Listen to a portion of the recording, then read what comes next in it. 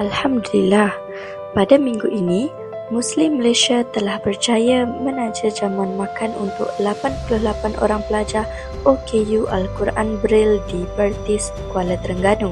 Usaha ini diadakan untuk menyantuni para pelajar di samping merebut ganjaran pahala melalui amalan memberi makan kepada saudara seagama.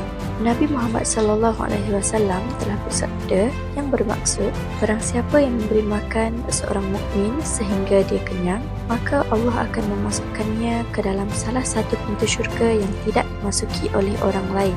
Terima kasih kepada semua penyumbang yang sentiasa menyokong usaha ini. Semoga setiap kebaikan yang diberikan dibalas dengan ganjaran pahala dan keberkatan daripada Allah Subhanahu Wa Taala.